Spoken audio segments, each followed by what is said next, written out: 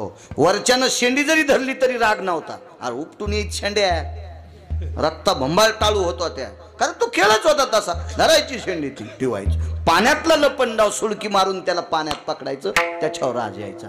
हा लपंडाव नावाचा खेळ खेळला. दुर्योधनानं चूक केली वारकरी बाबा. मामाचे 4 पोरं मांडीत दाबले पायाखाली, मरुस्तर वरीत नाही येऊ दिले. पण सख्खा भासा आहे आणि भारत देशाच्या राजाचं पोरग आप्पा, याच्याकरता बळेविन शक्ती बोलू नये. मोठा माणसाची लेकर आहेत, बहिणीचे पोरं आहेत, पण पोटात खिचडी शिजत होती. गदगद कतकत कतकत कतकत. बहिणीच्या एका पोट्यानं मग 4 मारले, पण बहिणीचं एक बी जितत होणार नाही, एक बी जिवंत ठेवणार नाही. वैर सांगायलो, वैर वैर वैर, एक बी जिवंत ठेवणार नाही. आणि जरासंधाच्या हाडाच्या गोट्या तयार केलत्या. घरावर तुळशीपत्र ठुलं शकुन्यानं आणि बहिणीच्या घरच्या भाकरी खाल्ल्या. वैर सांगतोय वैर. 7व्या अवतारात लक्ष्मणाच्या हाताने ते नाक तुटलेली बाई कोण होती? शूर्पणखा. हिचं पोरग मारण्यात आलं. ते कालास्त्राची तपश्चर्या करू लागलं. कालास्त्र मला प्राप्त व्हावा, कारण लंकेत 18 लोक होते, अस्त्रांच्या साधना केल्या. हो, कुंभकर्णानं इंद्रपदाची साधना केली, पद देऊ लागले. पण सरस्वतीनं सांगितलं, याला जर इंद्रपद दिलं तर हे देश विकून टाकीन, याला देऊ नका इंद्रपद. म्हणून त्याच्या जिभेवर ब्रह्मकन्या बसली आणि इंद्रपद मागण्यापेक्षा निद्रपद मागितलं. निद्रात मागितली, निद्रा झोपूत लागलं ते. हो, कालास्त्र, शूर्पणखेचं कार्ट, अस्त्रदेवच्या त्या लक्षात आलं, याच्या हातात जर अस्त्र पडलं तर जगातला कुठलाही व्यक्ती जिवंत ठेवणार नाही, राक्षस सोडून सगळ्याला मारलं असतं. आणि म्हणून लक्ष्मणजी फळं आणायला गेले. अस्त्र आसडलं आणि लक्ष्मणजीच्या हातात पडलं. अस्त्र किती तेजस्वी, म्हणून जाळीवर मारलं. ती जाळी होती वेळूची जाळी.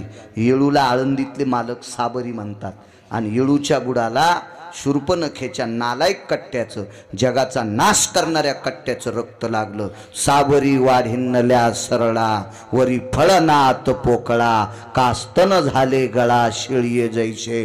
म्हणून येळूचे नळे करीत असते पेरायला, नळे करतेत, पण पहिली मूठ धान्याची पेरावं लागती शुद्धात. येळूची जर आंधळी काठी मथाऱ्याच्या हातात दिली तर मथार 4-2 वर्षानं लवकर मरत आहे. हो, म्हणून मथाऱ्यानं येळूची आंधळी काठी नाही घेतली पाहिजे. आंधळी काठी कोणतीला म्हणते? आणि डोळस, खालच्या कांड्याचा डोळा आणि वरच्या मुठीतल्या कांद्याचा डोळा सरळ असला की काठी डोळस, आणि खालच्या कांड्याचा आणि वरच्या कांड्याचा डोळा नाही जुटला की समजायचं आंधळी. टपकलत म्हातारं काय दिवसाला. हो, आंधळी काठी अशी घेत नसते. त्याच्या पाठीमागं वेगळे शास्त्र येतं. पण थोडंसं आता बैल 2 आणि जमीन 300 एकर, मला तरी कशी पाळी घालता येईल इतकी? मला सांगायचं 1-1.5 तासात सगळं समजून घ्या.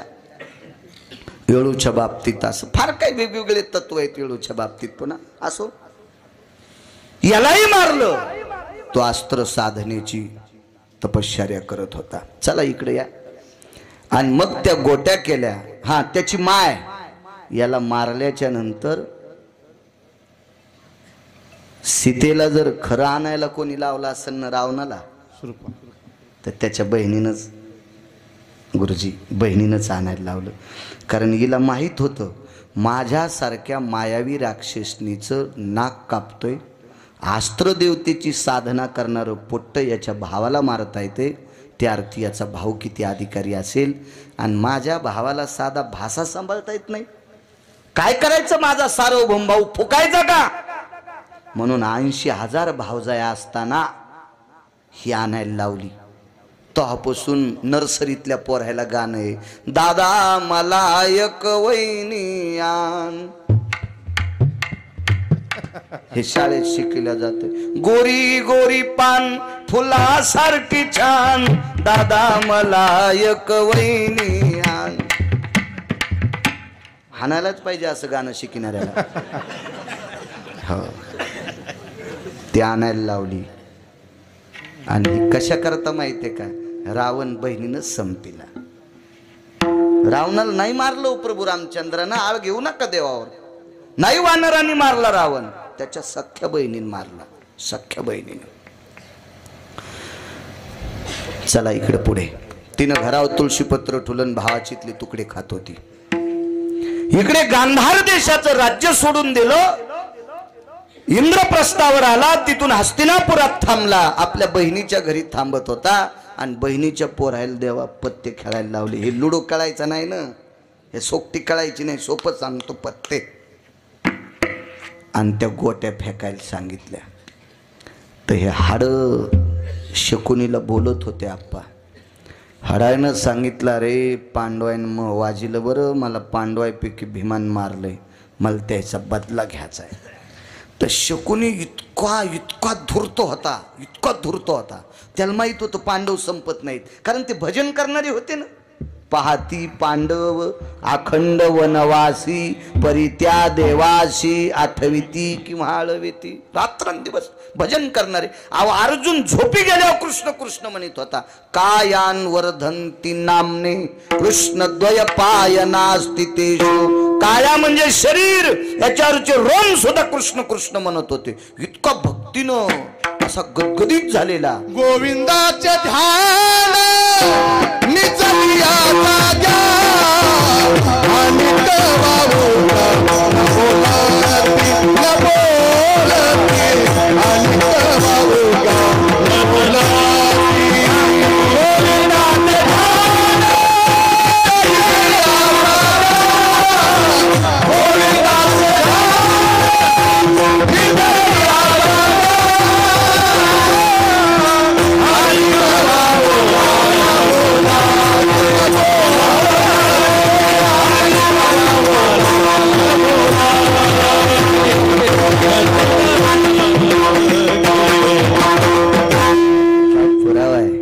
असा पुरावा द्याला की वैकुंठवाशी नथुराम बाबा केळकर म्हणायचे. कोटीची नोट, कोटीची नोट, बद्देश्वर पुरावा पोषक. अर्जुन इतक्या टोकाचं भजन करीत होते, याच्याकरता देवाला त्याचं पिस लागलं होतं.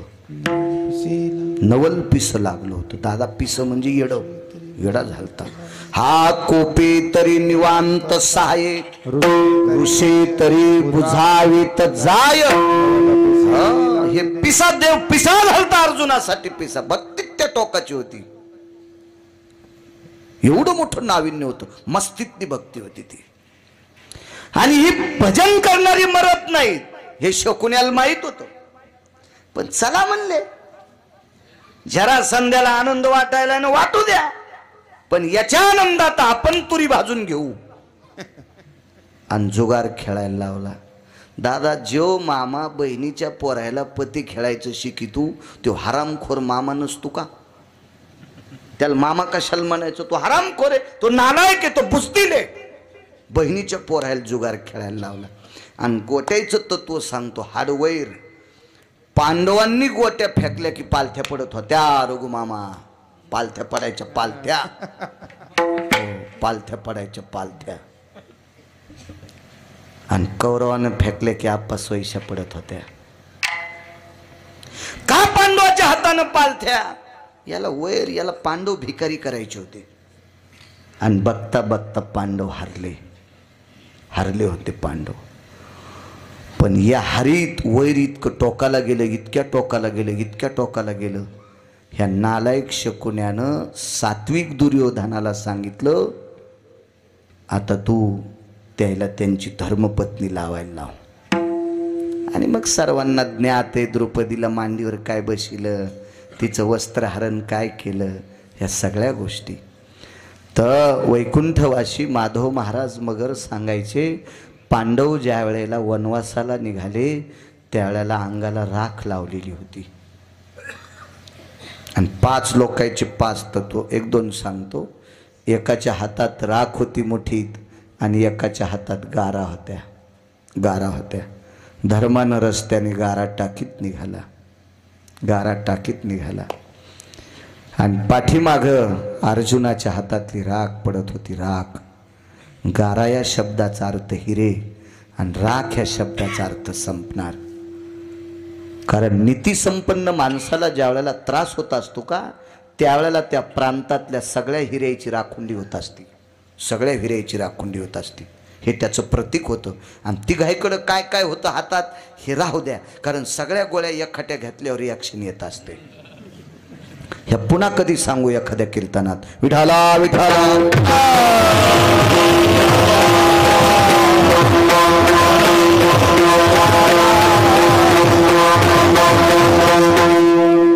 आणि त्या हाड वैरामुळे पांडव वनाला निघाले, वनाला निघाले. गोट्या खत खत खत खत खत खत हसत होत्या. ज्या वेळेला पांडव वनवासाला निघाले त्यावेळेला गोट्या हसत होत्या, गोट्या हसत होत्या. आणि शकुनी सुद्धा हसत होता, शकुनी पण हसत होता. नियतीनं प्रश्न केला, नियतीनं प्रश्न. नियती कोणाला सोडित नाही. तुम्हाला एक माहिती असावा आप्पा, कौरव मारल्याच्या नंतर अर्जुन हसत होता आणि कृष्ण परमात्मा रडत होते. कौरवातले 5 लोक मेल्यावर अर्जुन हसत होते आणि कृष्ण परमात्मा रडत होते. त्याच्यापैकी एकाचं नाव सांगतो, कर्ण. तर नियती कोणाला सोडित नाही दादा. नियतीमध्ये मारुतीरायाच्या अंतकरणात नियतीनं संचार केला आणि मारुतीराय भगवंताला विचारत होते, देवा तू आणि तुझ्या मेहुण्यानं मिळून कर्णाला मारलंय. पंढरनाथ बुवा, मग दोघांना मिळून मारलं, एक हसायला आणि एक रडायला. हे नाटक काय तुमचे? हे कसं नाटक आहे तुमचं? मिळून तर दोघांना मारलंय. एकट्या अर्जुनाला कर्ण मरत नव्हता आणि एकट्या कृष्णालाही मरत नव्हता. तो भारतीय युद्धातला शिव होता, मानवी. मग दोघांना मिळून मारला. एक रुदंती को भवा, हास्यास्थित को भवा. एक का हसायला, एक का रडायला? तर भगवंतानं सांगितलं, मारुतीराय उत्तर मिळल पण वेगळं वेगळं विचारा. एकखट्या जोगायला जवळ असताना काही विचारू. युद्ध संपलं आणि बाजूला गेले. अर्जुनाला विचारलं, का हसतो? मा शत्रू गेला, पठ्याचा वैरी संपलाय याच्याकरता हसतोय. देवाला विचारलं, का रडतो? महाभारतातला इमानदार गेला, महाभारतातला इमानदार गेला. इमानदार महाराज पूजेला बसल्याच्या नंतर जगाचा बाप भिक्षुक्याच्या रूपात आला. गुरुदेव भिक्षुक्याच्या रूपात, आणि पूजा करता करता उठणार नाही. कवचन कुंडला आप्पा फेकून दिले, घेऊन जाय. अहो, इमानदारीसाठी प्राणदान करणारा कर्ण सामान्य ताकद आहे? एवढी मोठी ताकद, एवढी. याच्या पलीकड सांगतो, देवानं कर्णाला फोडण्यासाठी त्याची माय नेली, माय कुंती. आणि त्या दिवशी कुंती सांगती देवाला, कर्ण तो पांडवरे पहिला. एखाद्या वेळेस शपकही पुरावा असला तर पण कोण्यातरी प्रतीतला आहे. आप्पा गाण्यापेक्षा हे बरं आहे. हे गाणे फाणे म्हणतात ना, त्याच्यापेक्षा हे बरं आहे, बरं आहे, बरं आहे. पहिला आहे तर कुंतीन सांगितलं, तू माझा मुलगा आहेस. आनंद वाटला. देवा काय दयाळू आहेस रे, काय उदार आहेस रे, काय प्रसन्न आहेस रे. आतापर्यंत मला माशा धरणाराचं पोरग म्हणत होते, पण देवा उदार आहेस रे. मी आज क्षत्रियाचा पुत्र म्हणून बाल झालो रे. ही तुझी माझ्यावर कृपा आहे देवा, किती कृपा आहे. मग माझं ऐक ना आता. काय ऐकायचं? तू पांडवाच्या बाजूनं लढ, माफ करा म्हणे देवा. खोटं बोलणार नाही. एकदा वचन त्याला दिले, आता सुटकेस घेऊन इकडे येणार नाही. आता नाही, आता नाही, आता नाही, आता नाही करू शकत आहे. भगवंतानं सांगितलं, तुझी आई आहे, प्रणाम. आईनं सांगितलं, कर्णा तुला भाऊ जास्त आवडतेत का हे दुसरे? म्हणला, भाऊ आवडतेत गाई, पण वचन दिले ना, आता कसं शक्य? ये इकडं. नको म्हणले, नको, झोळीत धोंडा पडन. मी जर नीतीच्या विरोधात वागलो तर माझ्या पापानं भजन करणारी पांडव संपतील, आणि पांडव संपल्यावर मी पण संपल. तुझी कुस रिकामी होईल ग, तुझी कुस रिकामी होईल. आई तुला मी एक महत्त्वाचं सांगतो, पांडव जर हारले आणि कौरव जिंकले तरी तो पोरग जिवंत आहे, आणि कौरव मेल्यावर जर कर्ण मेला तर पांडव जिवंत राहिल्यावर तरी तो बकिटातच चेंडू आहे. ताण घेऊ नको. आईला शेवटच्या टप्प्यात उपदेश करणारा पण आपली बाजू न सोडणारा, महाभारतातला धर्मापेक्षा सत्यवादी. धर्म खोट बोलले. वदविले मुखे नारायणे धर्मा. अंगुष्ठ त्या कर्मासाठी गेला अंगुष्ठ त्या कर्मासाठी गेला.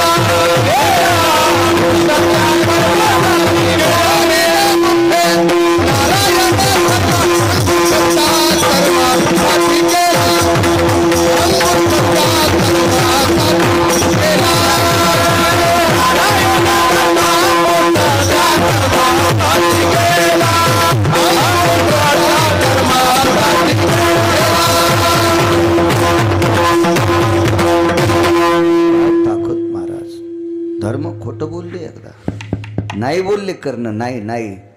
म्हणून सत्यवादी लोकांसाठी जगाचा बाप असा. बघा नियतीने विचारलं का रे दोघे हसता साधणार कोणाचं आहे. दोघे हसता साधणार कोणाचं आहे. शकुनीनं सांगितलं या खेळात फक्त पठ्ठ्याचं साधणार आहे. या खेळात पठ्ठ्याचं साधणार आहे. तर गुरुदेवा जरासंध म्हणला शकुनी महाराज तुमचं नाही साधणार पठ्ठ्याचं साधणार आहे. तर नियती म्हणले अरे दोघाय ना पुरावे तर पटून द्या ना. तू साधत का याचं साधत. तर म्हणे अरे ज्या भीमानी मला चिरून मारलंय त्याला राज्य सोडून वनवासाला जावं लागलंय. तर नियती काय म्हणत होती.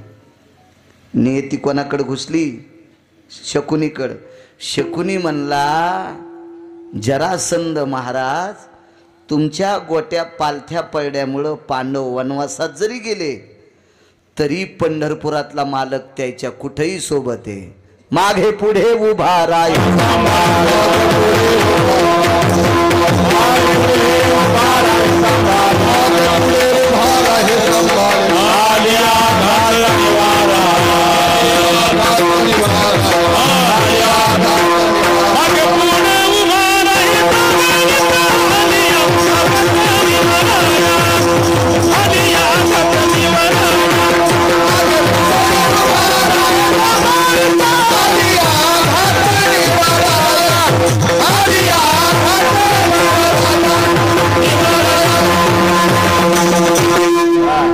वनवासात जरी असेल तरी माग पुढे देव उभा मागे पुढे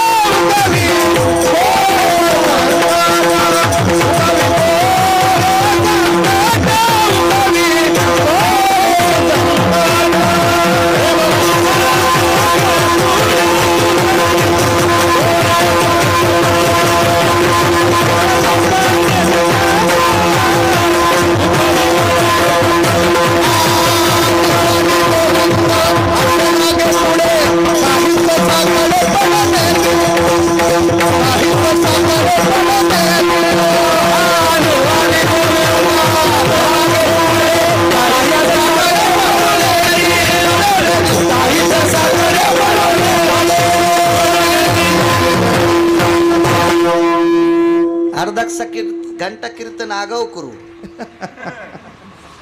रोज गावरान तूप नसते भेटत हो. आम्हाला बी इतकं नशीब आमचं कुठं गोड आहे. कधी कधी असंच भेटतं गोड ऐकायला भेटाव. एकदा काल्याच्या कीर्तनात भगवान गोपीकडे गेले लगेच वापस आले. तर यशोदेने विचारलं कृष्णा कस काय वापस आला रे. ते म्हणलं गोपी घरीच नव्हती. तर लगेच एक जण प्रमाण म्हणलं गवळणीच्या घरी गेलो गवळण नव्हती घरी.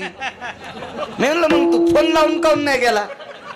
नाही तर व्हॉट्सअपला संदेश देऊन विचारायचं घरी येस का कुठे. असाच कधी कधी चिवडा भेटू तू आम्हाला विठाला विठाला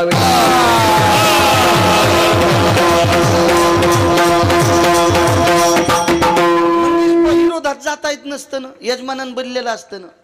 आपण त्याला म्हणावं ते म्हणून तू बोल ना. ऐक नाही पण तू बोल. तू आमचं काऊन दळायला. तुला कसं बारीक दळायचं का ठोकर दळायचं तू दळ. तुला आमच्यावर काय करायचं फुकट कळंच्या निवळवळ असं होतं कधी कधी. विलाज नसतो. तुम्हाला एक सांगू का आनंद प्रवासात सगळी लोक चांगले असले तरच भेटत असतो आपण. एअर कंडिशनर गाडी आहे 1 कोटीची. 1 कोटीची एक गाडी आहे. 1 कोटी आपल्याला काय पैसे चाललेत का वचनम किमतरीत राहता. 1 कोटीची गाडी आहे आणि चोखट दादा त्याच्यातली सगळी माणसं दिवस माळवल्यावर लघुशंकेला काका उतरले आणि पुन्हा गाडीत बसले. पण एक जणाचा पाय भरला. वास किती जणाला सांगा बरं? सगळ्या लोकायला. एकानं चूक केली तरी सगळं. मग संप्रदायात सुद्धा बट्ट्याबोळ करणारा एक जरी कीर्तनात आला तर अख्ख्या कीर्तनाची काशी करत होते. अख्ख्या कीर्तनाची विठाला विठाला विठाला.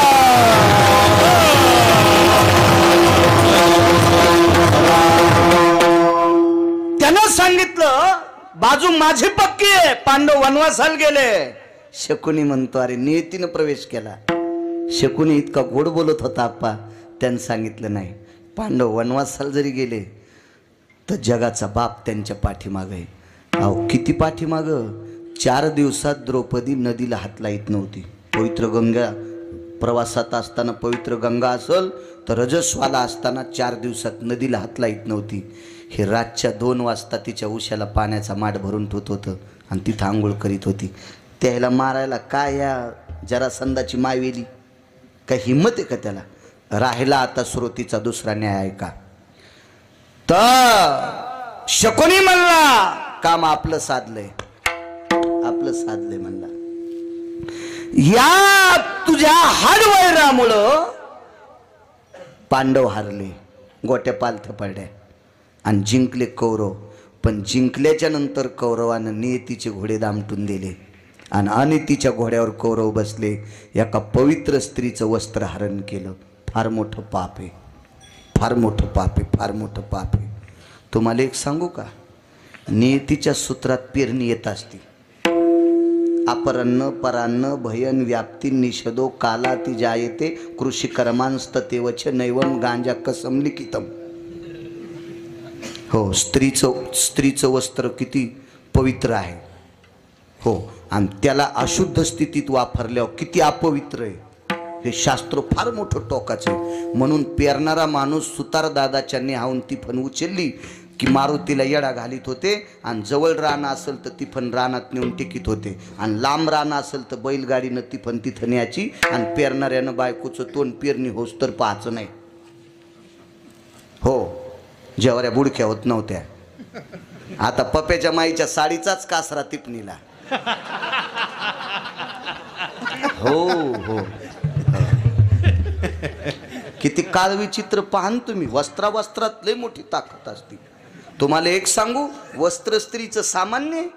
अहो या वस्त्राची पवित्रता पाहिली तर पदर माथ्याचा बाळ नंदाचा एका पदरात ताकद. दुसरी एक गोष्ट सांगतो पुन्हा. दिवाळीच्या धनत्रयोदशीच्या दिवशी पंढरपुरातल्या मालकाचा चेहरा आणि काशीतल्या मालकाचा चेहरा संत शिरोमणी नामदेवरायाच्या आईनं गोनाबाईनं डोक्यावरच्या पदरानं पुसला. आप्पा काय पदरात ताकद, किती पदरातली क्षमता. पांचाळ नरेशाच्या मुलीनं सुप्रभा नावाच्या प्रधानाच्या पोरीनं द्रौपदीच्या अंगावरचं 9 वार लुगडं फाडलं. त्याच्यातलं 4.5 वार लुगडं एका साधूला फेकलं. त्यानं लुगडं प्रार्थना करून नेसलं आणि मग देवाला सांगितलं, देवा मी अंध असताना मला एक बहीण भेटली रे आणि तिने मला वस्त्र दिलंय. ह्या वस्त्रावर आडवेन जितके उभे दोरे येत तितके तिला वस्त्र पुरव. कौरवे पांचाळी सभे माझी आणली वस्त्र हरणे वस्त्र कैशी झाली मावली. काय ताकद आहे बाईच्या वस्त्रात, काय शक्ती आहे तिच्या वस्त्रात, किती शक्ती आहे. आणि तिचं वस्त्र एका दुःशासन नावाच्या नालायकाने धरलं. तेव तर मेलाच भडवा, तेव तर भडवा मेलाच. पण सांगणारे 100 मातीत घातले नालायकानं. इतकं पवित्र वस्त्र आहे तिचं, इतकं पवित्र त्या स्त्रीचं. फार मोठं. कितीतरी पुरावे सांगता येतील. माझ्यासारख्या येडपट बाळूला विद्वांत किती सांगतील. विठाला विठाला.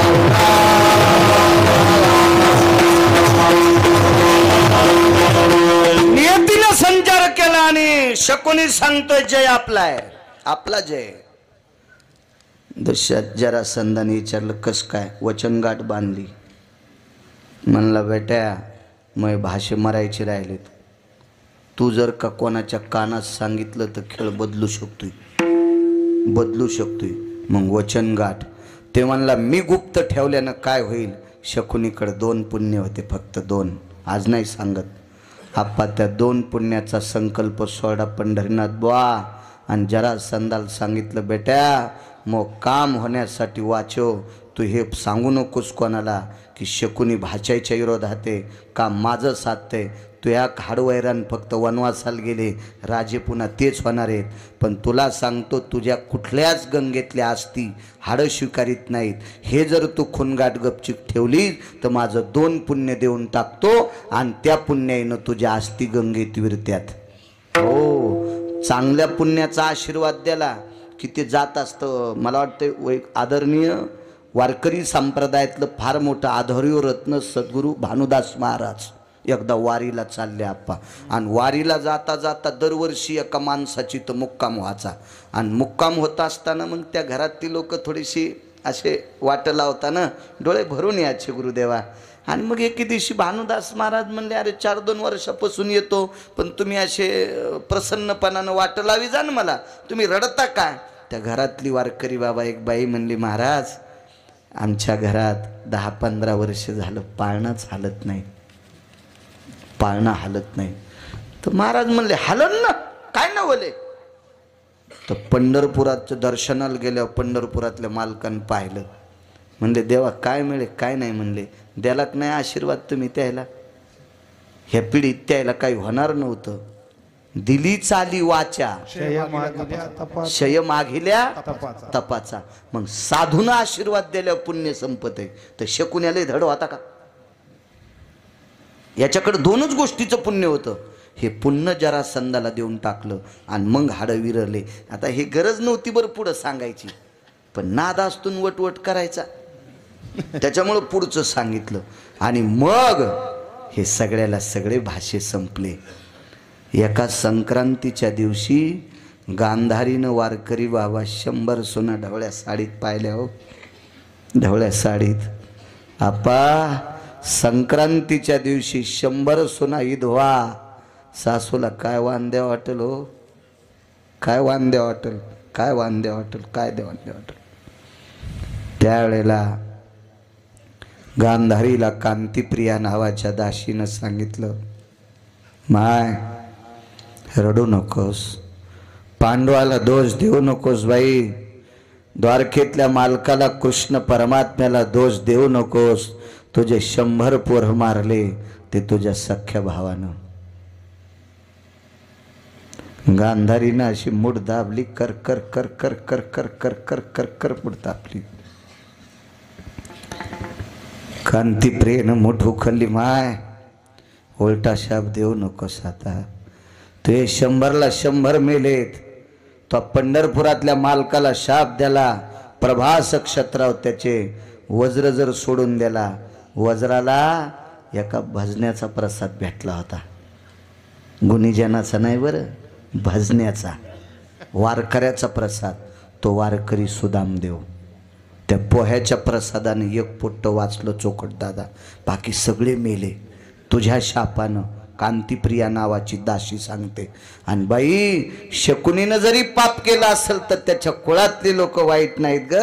तू गव्हासोबत किडायला दळू नकोस. आणि शापावर मूठ उकलली कांतीप्रिया. ब्रह्मज्ञानानं परिपूर्ण अशी दासी होती. मग तिनं सांगितलं का ग माझा सख्खा भाऊ सख्या बहिणीचे पोरं का मारील. वैर सांगितलं बाई तुझ्या दुर्योधन नावाच्या पोरानं पाण्यातले पण डाव खेळता खेळता पाण्यात दाबून भावाचे मामाचे 4 पोरं मारले. म्हणून त्यानं तुझ्याच घरच्या भाकरी खाऊन तुझ्या 100ला 100 मारले. हे हाडापासून चालत आलेलं वैर इतकं विचित्र असतंय. म्हणून मालक पहिल्या कडव्यात म्हणतात निर्वैर भावे सर्व भूतासारे, निर्वैर भावे सर्व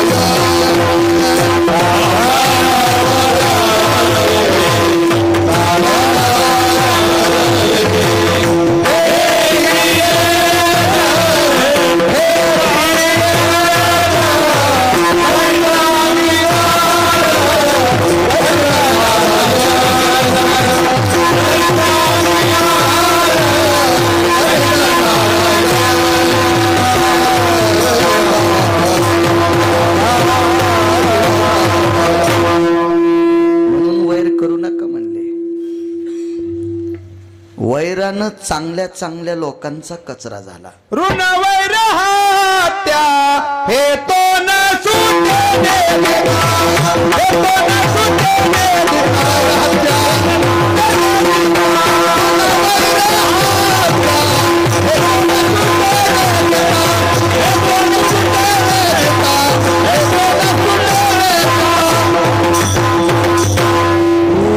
फेडावच लागते, हत्या फेडावच लागती.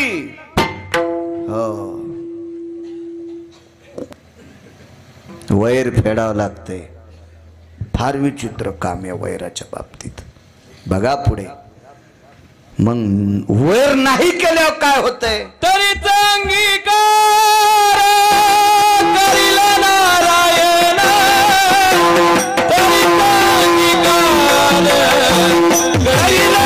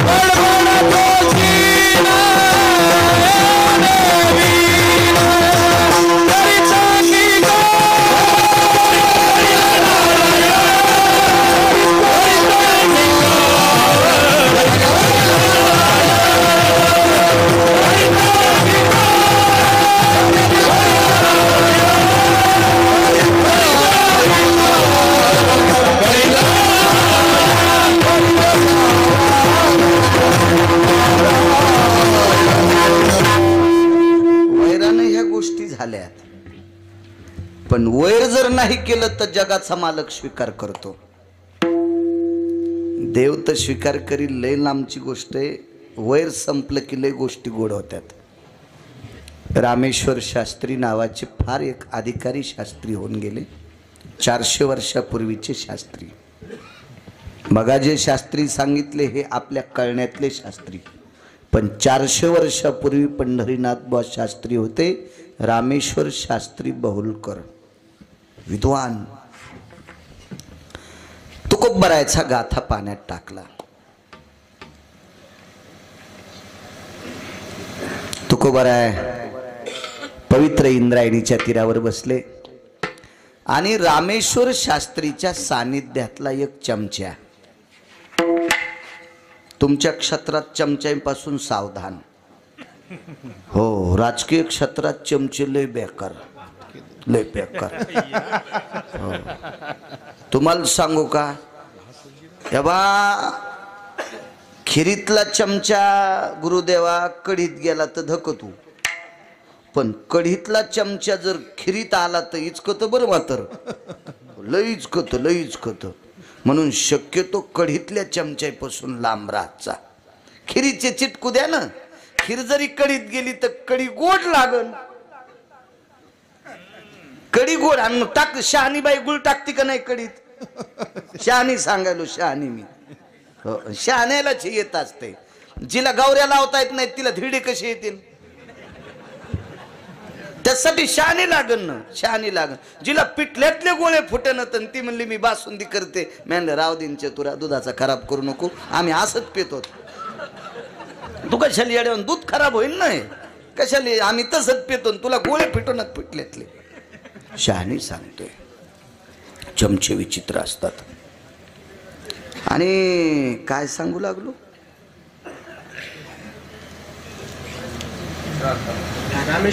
रामेश्वर शास्त्री. तो रामेश्वर शास्त्रीच्या सानिध्यातला एक चमचा तुकोबरायाकडे गेला. तर तुकोबराय काय डोळे उघडीत नव्हते. देव आल्या उघडी नव्हते. पण रघुमामा यानं जास्त आग्रह केल्यामुळं डोळे उघडले. काय म्हणले? आपण शास्त्रींकडनं आलात? जी जी. काही नाही म्हणे, शास्त्रींनी तुमचा गाथा पाण्यात टाकला याबद्दल काय? शास्त्रीच्या बाबतीत मी खालीवरी बोलणं जिभेला किडे पडतील. तुकोबारायचं गवत बरं का, तुकोबारायचं पद. शास्त्री शास्त्री येतं, त्यांना हे उचित अनुचित कळतंय, निष्ठ अनिष्ट कळतंय. मी त्यांच्या बाबतीत काय बोलणार आहे? तर ह्या कढीतल्या चमच्यानं दादा शास्त्रींना येऊन सांगितल्या. शास्त्री रडू लागले, मंगेश बुवा. पण वेळ निघून गेलती आप्पा, निघून गेलती. कालांतरानं गाथावरही आला. तर ऐका पुढे, ऐका ऐका. वैर अंतकरणात न धरल्याची ताकद किती मोठी असते. तुकोबारायांनी एक शब्द रामेश्वर शास्त्रीविषयी चुकीचा बोलला असा दाखवून द्या, त्याच्या बुटाचं मंदिर बांधतो मी. रामेश्वर शास्त्रीविषयी तुकोबारायांनी एक रस्व दीर्घाईत का जर शब्द चुकीचा वापरला असेल, गाथा सामान्य संपत्ती. तुमच्या माझ्यासारख्या अज्ञानी माणसांचा माथा दुरुस्त करायची ताकद गाथ्यात आहे. याच्या पलीकडे सांगू, हे संत वाङ्मय, या संतांचे गाथे जर नसते तर आपल्यात आणि ऊसातल्या डुकरात काहीच फरक नव्हता. ऊसातल्या डुकरापेक्षा आपण बंगिरे झालो असतो. ह्या गाथ्यांनी आपण वाचलोत, ज्ञानेश्वरीनं वाचलोत, ह्या ग्रंथ संपदेनं आपण वाचलोत. हे संतांचा अधिकार आहे. तर कालांतरानं गाथा तुकोबारायचा पोरी आला. आता हाच चमच्या रामेश्वर शास्त्रीला विचारतोय. म्हणून मी नेहमी सांगत असतो, फुटक्या दुर्नायपासून सावधान. फुटके दुर्न कामाचे नसते. काय होतं माहिती आहे का वारकरी बाबा? फुटक्या दुर्नात वरण वाढलं की चपाती ओस्तरच गळून जाते. मग कुत्र्यावानी चपाती खावा का कोरडी? त्याच्यापेक्षा फुटक्या दुर्नात वरण घेण्यापेक्षा चपाती अशी कुस करायची आणि त्याच्यावर वरण घ्यायचं. फुटक्या दुर्नातलं वरण चपाती संग खाऊ देत नाही. मग फुटके दुर्ण तुमच्या क्षेत्रात तर फेकून दिले पाहिजे. हो, फेकून दिले पाहिजे. फुटके दुर्ण कामाचे नसतील, कामाचे नसतील. तर हा फुटका दुरण तुकोबारायला तसं बोलला.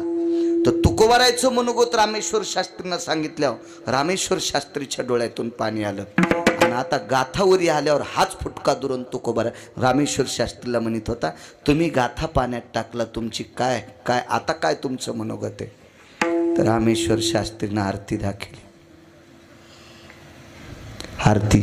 आरती 2 कलरची होती. आरतीचे वरचे कडवे काळ्या पेननं होते आणि शेवटचं कडवं लाल अक्षरात होतं.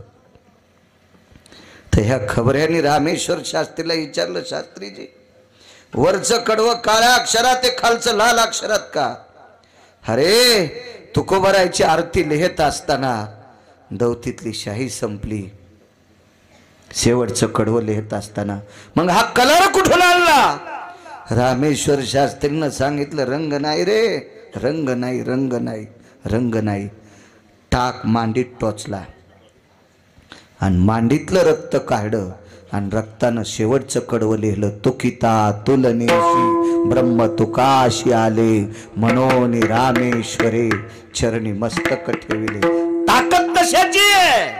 गाथा पाण्यात टाकला तरी वर केलं नाही. म्हणून गाथा पाण्यात टाकणारे रामेश्वर शास्त्री आरती लिहून शिष्यत्व पत्करतात आप्पा. म्हणून मालक पहिल्या कडव्यात म्हणतात,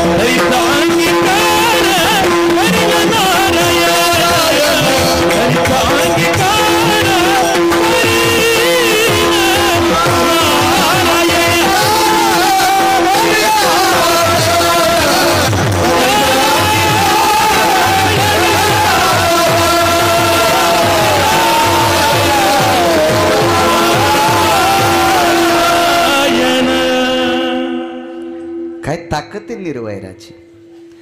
तुमच्यातल्या माझ्यातल्या काही पांचट लोकांनं शकील नावाच्या तांबोळ्याला पैसे दिले. त्याचं नाव होतं शकील तांबोळी, मुसलमान. त्यानं त्या पैशाचे गुरुवर्य पानं आणले. पानं किती चावीन म्हणून त्यानं पानं कुटले आपा, त्याचा तांबूल केला आणि तोंडात घेऊन नाथांच्या अंगावर थुकला. यवन अंगावरी प्रसाद देवोने मुक्त केला.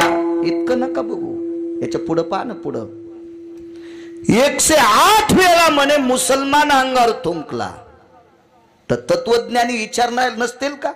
नाथ महाराजांकडे 22 चोपदार होते. एका ठिकाणी 15 सांगितले. 15 किलोची काठीन, 32 किलो सोन्याची छत्री. सकल संता माझी राजा आणि स्वामी एकनाथ माझा. भौतिक श्रीमंतीत नाथ बाबा राजे होते. आणि एवढ्या मोठ्या श्रीमंताच्या अंगावर एक मुसलमान 108 वेळा थुकावा. नाथांचे उद्गार पडे. अरे मी रोज फक्त त्रिकाल संध्या करीत होतो. सकाळचं, दुपारचं आणि संध्याकाळचं 3 स्नान करत होतो. पण या महात्म्यामुळं मला सकाळीच 108 आंघोळी झाल्यात. इतका ज्याचा स्वभावावर पकड आहे म्हणून त्या व्यक्तीला शांती ब्रह्म पदवी. ही अंतकरणातलं वैर जाळून टाकण्याची ताकद आहे. म्हणून शांती ब्रह्मनाथ बाबा. किती ताकद. वेळ तर संपला चोखड दादा. बरं कवर पटकन सांगा, 1 तास का अर्धा तास पुन्हा हाय का नाही? हाय का नाही? असं सांगा. काय होतंय, मापम्या काही पीठ देणाऱ्या बाईवानी असं उधळून दिलं नाही. एक बाई शेजारणीची इथं भाज्याच्या पिठाला गेली. भाज्याचं पीठ म्हणजे हरभऱ्याचं पीठ. हरभऱ्याच्या पिठाला गेली तर मग ती बाई काय अशी डब्यात वाटी खुपसीत नाही बरं, अशी अशी अशी अशी अशी. मी अशी नाही शी घालली, मी उभाटे आऊत आणलंय बरं. विठाला विठाला वैर न करण्याचा एक पुरावा सांगतो. एक मला छत्रपती संभाजीनगरला पहाटे काल आहे आणि 10 वाजताच काल आहे. त्याच्यामुळं तरी सांगतोय. चला, द्रौपदीची 5 लेकरं अश्वत्थाम्यानं झोपीत कापली. झोपीत. महाभारतात श्रीमद भागवतात पुरावा पाहू नका. एका पुराणाचं मत आहे, पांडव गादीवर जरी बसले तरी वंश दीपक शिल्लक राहणार नव्हता.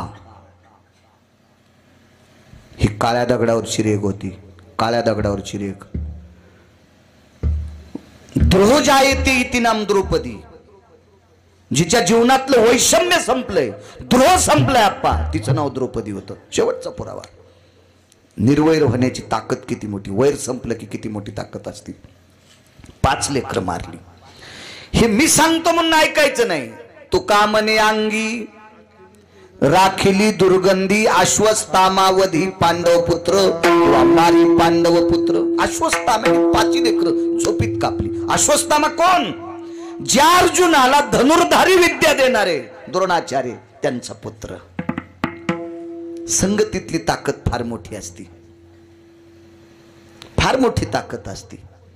अश्वत्थाम्याची धर्मपत्नी फार सात्विक होती.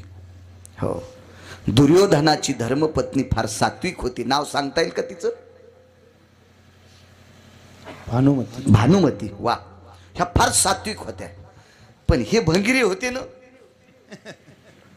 भंगिरे बुटा हरपून येत होते ने, याला आकली नव्हत्या ना. आणि ज्याच्या जीवनात पत्नी सात्विक, आजही महाराष्ट्राच्या मातीतल्या काही पवित्र स्त्रिया नालायकाचा संसार पण गोड करतात. इतक्या पवित्र आहेत, इतक्या पवित्र. कधी कधी नवऱ्याची चूक बाई दाखवून नेत असती, पण बाईनं केलेला येडेपणा नवऱ्याला कधीच झाकता येत नाही. हे मात्र लक्षात ठेवा. हो, नाही झाकता येत. म्हणून देहूतले मालक म्हणले, करकसे संगती दुःख उदंड फजिती. फार फजिती.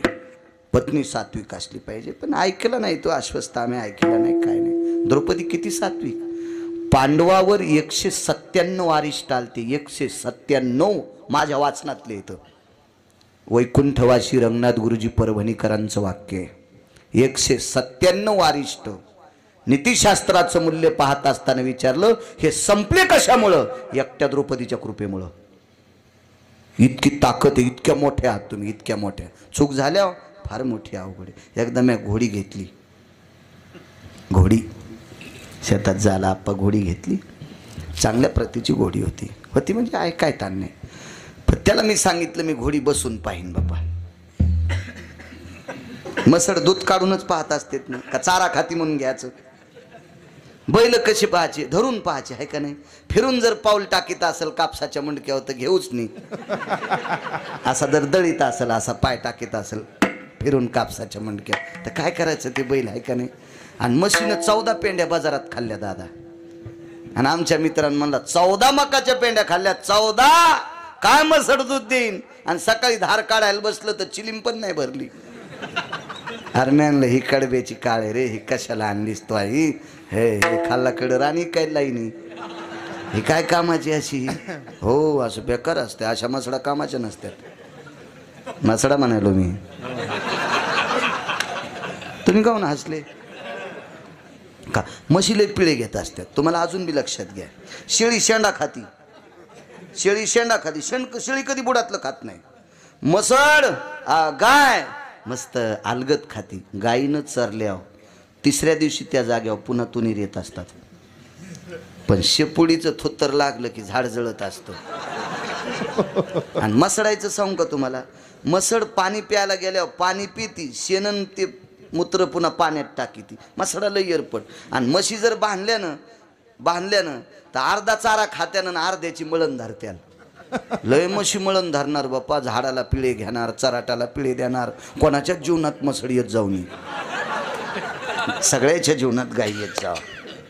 लय म्हशी चित्र. घोडी घेतली म्या. घोडीला पहिली दुसरी तिसरी तिन्ही चाल होत्या. अश्वत्थाम्याची पत्नी किती सात्विक, दुर्योधनाची पत्नी किती सात्विक. महाराज लायक संपन्न नवरा नसताना पुत्रप्राप्तीची साधना केली. एक साधू प्राप्त केला आणि त्या साधूकून तेलाचा द्रोण घेतला आणि मालकाच्या अंगाला मर्दन करायचं होतं, पण या नालायकानं करू दिलं नाही. ते तेल खाली शेषाच्या अंगावर सांडलं. चला तो बाकीचा विषय खुर्दा असू द्या, काही बी. हलकट हलकट हलकट पती, किती पत्नी सात्विक. हो, बायकांनी सात्विकता ठेवली पाहिजे. माझ्या माईंनो, नवरा किती जरी विद्वान असेल तरी तो मुलांना जास्त वेळ देऊ शकत नाही. आई जास्त वेळ देऊ शकते. मुलांना सुसंस्कारित घडण्याची ताकद जास्त देशातल्या आईकडे आहे. म्हणून तुम्ही चुका करता कामा नये. बघा ते ह्या बायका सात्विक होत्या याच्यावर सांगतोय. घोडीला पहिली चाल, दुसरी चाल, तिसरी चाल 55च्या स्पीडनं. मोटरसायकल 45 ते 55ची स्पीड. इकून मी बसलेला. इतकी घोडी टापमध्ये चालली. दिले मी त्याला इनाम द्याला आपा. पण मला घोडीला एक दुसरी खोड होती माहीतच नव्हती. मी हौसानं कीर्तन नाही दादा घोडीवर बसलो आणि येड्याला गेलो तो घोडीला एक खोड होती. किती लागा आखाडा तरी लोंबकळलेल्या बोरी खालून जात होती. अरे म्हणले ही कामाचीच नाही ना, ही तर भूतरवर वाढायला लागली. हो, अशा घोडीवर नाही बसलं पाहिजे. देवा तुम्हाला वैकुंठवासी बापसाहेब मालकांची कीर्तनं तुम्ही ऐकले असतील. तो वैकुंठवासी बापसाहेब मालक म्हणायचे, अशा घोडीवर बसण्यापेक्षा पायंदळ चाललेला बाला. त्याच्या भाषेत सांगू का आप्पा? आयंदळ घोडीशे पायंदळ बाला. बापसाहेब मालक म्हणायचे, बाळ्या नाही म्हणायला. आयंदळ घोडीशे पायंदळ भला आणि अवकुशळ बायकुशे रांडका भला. तुम्ही याला बी हसायत लागले. काय सात्विक बायका होत्या, काय सात्विक. राजे हो, कौरवाचं सत्व हरवू नये म्हणून भानुमतीनं महाराजाच्या रूपात आलेल्या देवाला दागिने काढून द्यावा. कर्णाचं ऐकून काय ताकद, काय स्त्रिया होत्या हो, काय अधिकारी स्त्रिया होत्या. ऐकिलं नाही. द्रौपदीची 5 लेकरं कापली. अश्वत्थामा आरोपी आहे. खांबाला बांधला आरोपीला. धर्माला विचारलं काय शिक्षा द्यायची? त्यागे स्वदेशायाम. आमचे 5 मारलेत. अहिंसावादी धर्म आहे, मारू नका पण देशातून काढून द्या. अर्जुनाला विचारलं शिक्षा काय द्यायची? ज्या हाताने माझे पोरं कापलेत ते दोन्ही हात कलम करा. भीमानं सांगितलं बेट्याला जिवंत कशाला ठेवता? नकुल सहदेवाने विचारलं काय? त्याला विचारलं काय, आमचे 3 भाऊ सांगते ते करा. पण मालक लय हुशार आहे पंढरपुरातला. मालकानं सांगितलं धर्म भीम अर्जुन नकुल सहदेवा तुम्ही बाप आहात बाप. पण जिनं 9 महिने पोटात सांभाळले होते का ते माय, तिला विचारू द्या ना अश्वत्थाम्याला काय शिक्षा द्यायची. द्रौपदीचे 5 लेकरं कापले. अर्जुनाचा पुत्र सुभद्रेला झालेला अभिमन्यू चक्रव्यूहात मृत्यू पावला. त्यावेळेला नीतिसूत्राचा आधार घेतला. द्रौपदीने विचारलं आमच्या वंशाची परिस्थिती काय. काही नाही म्हणले, तुमच्या वंशात पांडव राजे होणार पण त्यांच्या पश्चात गादीवर बसण्यासाठी कोणी राहणार नाही. रडू लागली द्रौपदी. काय करायचं माझ्या मालकाला राज्य असून, ह्या राज्यावर बसण्यासाठी जर पुढे कोणी नसेल तर हे राज्य तरी काय करायचं. ही रक्तरंजित गादी आहे, ही रक्तावरची चिखलाची गादी आहे, काय करायची ही गादी. नीतिसूत्रानं सांगितलं बाई तुझ्या पुण्याईच्या बळावर या वंशासाठी दीपक वाढेल. तर वैर विसरण्याची ताकद शेवटचा मुद्दा पाय का. खांबाला अश्वत्थामा बांधलाय. अश्वत्थामा चिरंजीव आहे बाप्पा, चिरंजीव आहे अश्वत्थामा, चिरंजीव. पण एक लक्षात घ्या, काहीतरी व्यंग अश्वत्थामाला करता येत होतं. ही देवाची ताकद. त्याला काय करता येत नाही. देवचतुर देवचतुर जाणून अंतर्वर्त त्याच्या डोक्याला काय डोकं लावायचं आपण. द्रौपदीला विचारलं ताई दादा आलास होय. तुम्हाला एक पुन्हा मुद्दा सांगतो. वैकुंठवासी भागवतातलं एक रत्न रामचंद्रजी डोंगरोजी महाराज, धारुरकर शास्त्री, चक्रांकित शास्त्री सांगायचे, ज्या वेळेला द्रौपदीला विचारलं ताई यांना शिक्षा काय द्यायची, तर द्रौपदीने विचारलं दादा तुझ्या सख्या बहिणीचा मुलगा भीष्माचार्यांनी धारातीर्थी पाळला, जयद्रथांनी लात मारली, त्यावेळेला तू सुभद्रेला भेटण्यासाठी आलास आणि माझे 5 लेकरं अश्वत्थाम्यानं कापलेत, तू भेटायला 27व्या दिवशी काय येतोस. उत्तर काय दिलं असेल. सुभद्रेच्या डोळ्यातलं पाणी पाहिल्यानं माझ्याही डोळ्यात पाणी आलं ग. सख्या बहिणीचं पोरग मेलं, ती रडत होती, तिच्या डोळ्यातलं पाणी पाहिल्यानं माझ्याही डोळ्यात पाणी आलं ग.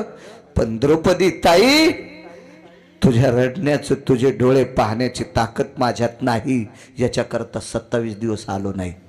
मग देवाला सुभद्रा मोठी का द्रौपदी मोठी. द्रौपदी मोठी. काय ताकद होती. डोंगरोजी महाराज सांगायचे योगास आला ताई धर्मानं देशत्यागेशु काढून द्या सांगितलंय. भीमानं संपा सांगितलंय, एकाने हातपाय तोडा सांगितलंय, या दोघांनी ते करतील ते सांगा सांगितलंय. द्रौपदीच्या पक्क लक्षात होतं वंश संपणार आहे, कशाला वैर करायचे. देवाला एक प्रश्न केला, देवा अश्वत्थामा चिरंजीव आहे, पण मी जर इच्छा केली तर काही बी नाटकं करून तू त्याला संपिशील, हे मला कळतंय, हे मला कळतंय. पण अश्वत्थामा मारल्यावर माझे 5 उठून बसतील का. अश्वत्थामा मारल्यावर माझे 5 उठून बसतील का. धाय धाय रडत होते, धाय धाय रडत होत. आणि अश्वत्थामा मोकळा सोडला. तर द्रौपदीचं वाक्य ऐकल्याच्या नंतर अश्वत्थाम्याच्या तोंडातून एक वाक्य पडतंय, यावतम कुलदीपकाति जायते तेजो यत्वंशानाम द्वापारेच कृतंजनः. हा आशीर्वाद ब्रह्मदेवाला मोजता येत नव्हता. वंशात कुलदीपक वाढन. आणि हे नालायक दुर्योधनाच्या कानावर गेला, नालायक दुर्योधनाच्या कानावर. आणि मग दुर्योधनानं सांगितलं बेटा मी तर संपणार आहे, पण यायच्या गादीवर शिल्लक न राहावा म्हणून अर्जुनाचा पुत्र अभिमन्यू मारला, झोपीत द्रौपदीचे 5 कापलेस, आणि आता उत्तरेच्या पोटामध्ये 4.5 महिन्याचं गर्भ आहे, तू ब्रह्मास्त्र टाकून जाळून टाक. ते म्हणला शक्य नाही रे, नाही जळत ते. जळत नाही. अरे विश्व जळण्याची ताकद आहे ब्रह्मास्त्रात. टाक. आणि टाकलं ब्रह्मास्त्र तर उत्तरेच्या अंगावर पडल्यावर बाप्पा त्याचं पाणी झालं पाणी. तर नीतिशास्त्रानं श्रुतीशास्त्रानं विचारित असताना कस काय पाणी? अरे आशीर्वादच यानं द्यालता वंश वाढन. कशाचा आशीर्वाद आहे? तिच्या अंतःकरणात आश्वस्ताम्याविषयी कायमचं वर संपलतं म्हणून वंश पुढं वाढला. म्हणून निरवैर व्हावे सर्व भूतासवे साधन बरवे हेची एक विठोबार.